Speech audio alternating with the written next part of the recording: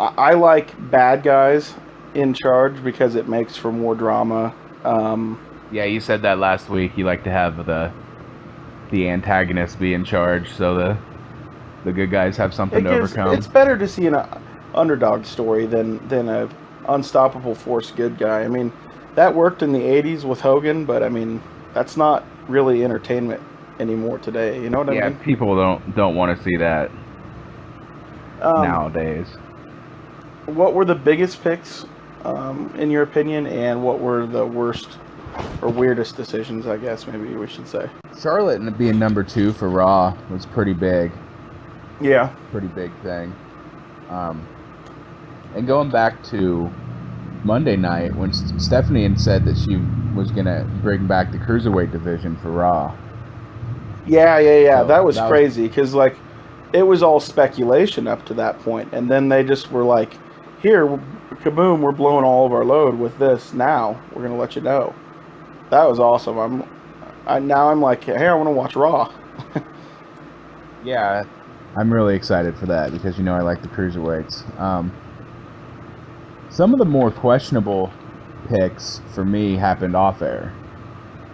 Like what? With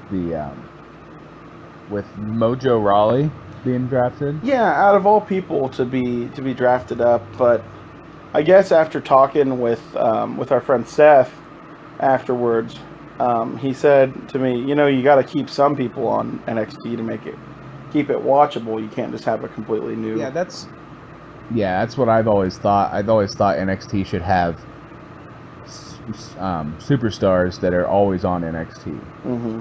Like, get some older guys in there or whatever that aren't going to be featured on the main roster so much. Okay, you guys are now NXT people. Right. Forever, so you have some people there all the time while you're developing these new talents. So well there should be people like Natty and what her husband TJ, or what's his name? What's he goes by? Tyson Kidd. Right. There should be mobility where people that are a little more established, like you said, can go down if they aren't working out on SmackDown or Raw. Go down and kind of clean up house and be a monster there. You know, rebook themselves, or not rebook themselves, recreate themselves down there. Yeah, reestablish themselves, kind of.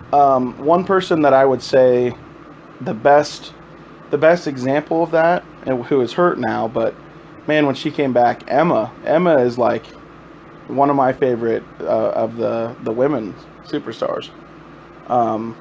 Yeah, she came back as a mega heel. Yeah.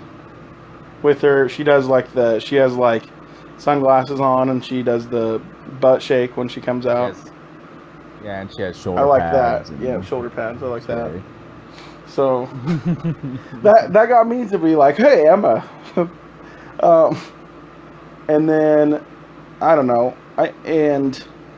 Was there anything else notable? I thought one thing that I will say I thought was weird was that Carmella, speaking of which, Carmella got drafted to SmackDown, whereas Enzo and Cass are on Raw. Why not? Yeah. Why not let them do their thing that worked so well? I've been saying that since I heard about Carmella going to SmackDown. I'm like, why? It works so well on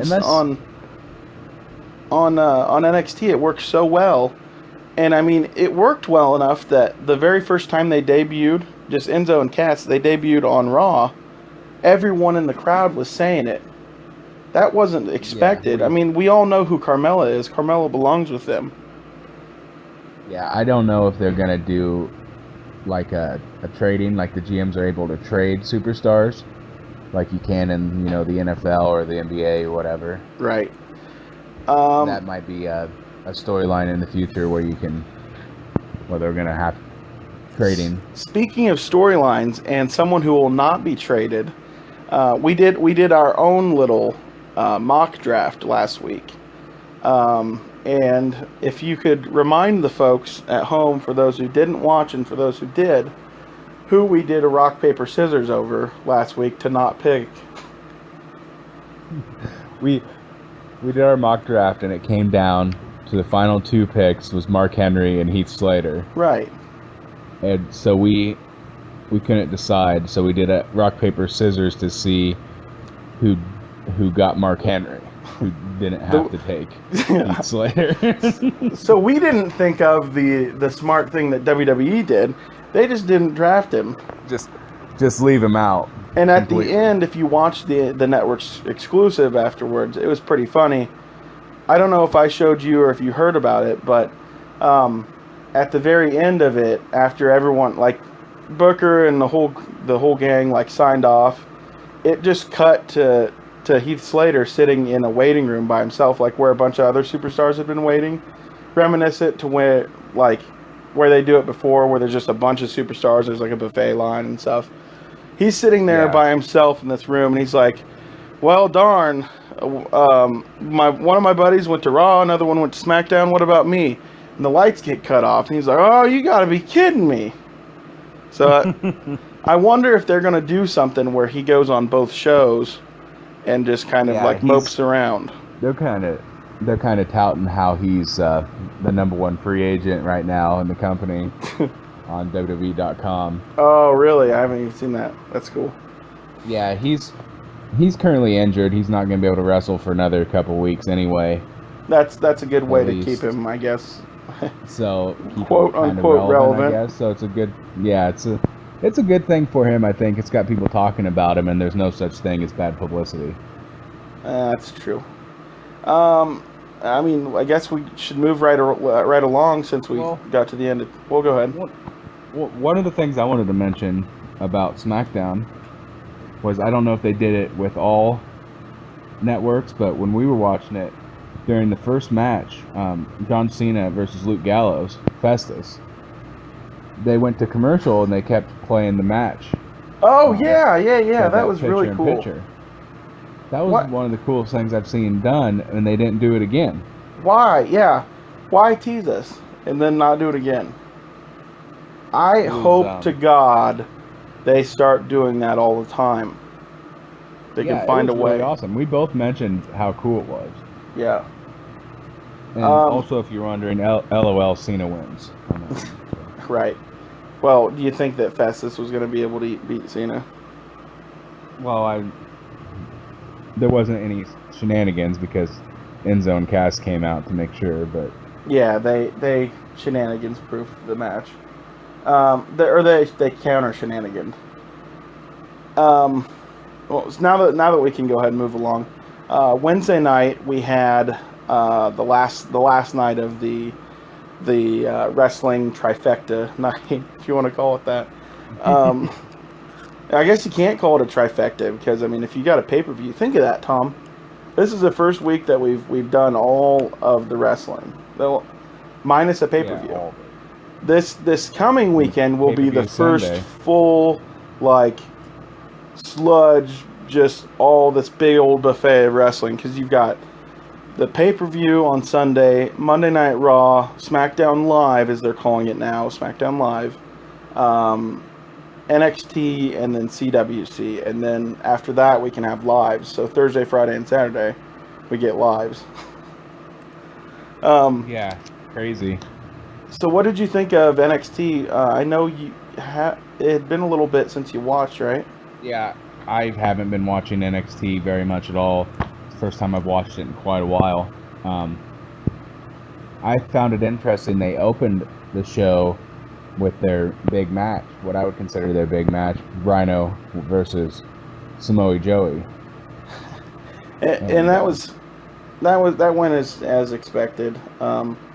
Rhino, when he first came back, I thought he looked pretty good, but you can kind of tell now that Rhino's getting near the end of the road, I think. Getting older, yeah. Yeah, and he doesn't look as good. When you put yourself through the kind of stuff he did, that heyday of his career, you're not gonna have a very. I mean, he's had a long career. I'm not gonna, hold it against him. True. Or anything, but he put himself through some stuff, Yeah. PCW and. One thing, what you were saying about how it's crazy that kind of the main event level thing with the title was the last thing you see. They do that a lot. I think that's really cool. Is they do it a lot where the women get just as many main events as the men do. It seems like, anyways, to me. And Yeah, Raw I thought Raw that has was kind really of started cool. doing it a little bit, but not even near the amount that NXT does. What other matches did we have that night? I can remember 4. I think there was 4 matches. Yeah. There was the Samoa Joe Rhino, and then American Alpha fought the Authors of Pain. What'd you think of those guys? They're big guys. They're kind of scary. They kind of remind me of 3 Minute Warning. Okay, yeah. In a You had way, said something just- interesting about their manager last night. Who he reminded you I don't of. recognize that guy. They said that he's a WWE Hall of Famer, but he looked like, to me, a Call of Duty villain. Yeah. Well, Looked after like the you guy said it, shoot his arm off. yeah. After you said it, I was like, let's get all gillied up and shoot that guy. Try to shoot him and accidentally shoot his arm off. And then we kind of got onto no a matter tangent. how good. Yeah, no matter how good your aim is, you're always going to hit his arm. I shot that guy in the face. I swear to God. And then it just shows his arm blow off. magic bullet. Yep. But that guy for sure. I don't remember the third match. The third match was off the top of my head. I want to say it was the kid from Tough Enough wearing the America stuff Oh yeah, the America guy. against Austin Aries. Yep, that's it, Austin Aries. Which I've never seen him wrestle a lot. He's a pretty interesting character. Just loves himself. I'm not one of those people. I like plenty of heels, but I've always said, and I'm probably going to get some hate for this, I've always said Austin Aries is one of the most overrated wrestlers. Don't hate too much. My own opinion. But I did love, after he won the match, I do love him on the mic and like his acting abilities. How he just kind of was like his own biggest fan after he won that match. And, yeah, he's like, I'm so great. I beat this guy in his first match. yeah, thank God. He's just such a tenured wrestler to fight. And I hope we're not missing anything, but we had the main event was Bayley versus the newly announced was it Raw or SmackDown with Nia Jax? I think she went to SmackDown, if I remember correctly. That sounds right to me too.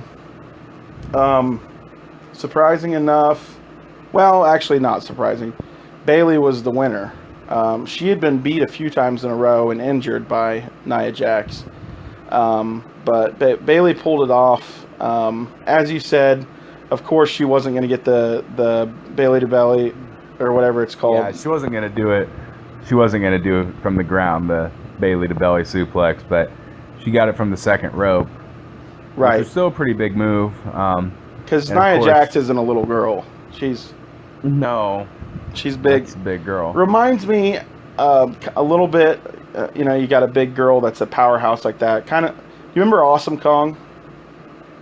Yeah, she's not as big as Awesome No, Kong. no, not at all. Not nearly as big. I'm just saying, you don't see a lot of big, like, real big powerhouse girls like that in the WWE. Right. But of course, Bayley took the win, and I'm gonna expect that was probably maybe Nia Jax's last match in NXT. It's hard to say with some of them.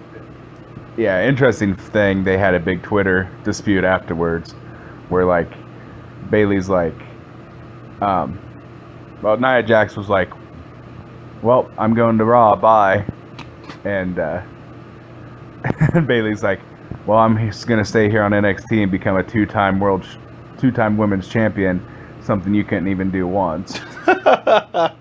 Are you serious? Yeah. Wow. Yeah, I think that they're saving Bayley for something big. I really hope, I've said it before on this podcast and our other, I really hope it's a 4 horsewomen match, maybe at SummerSlam or something like that.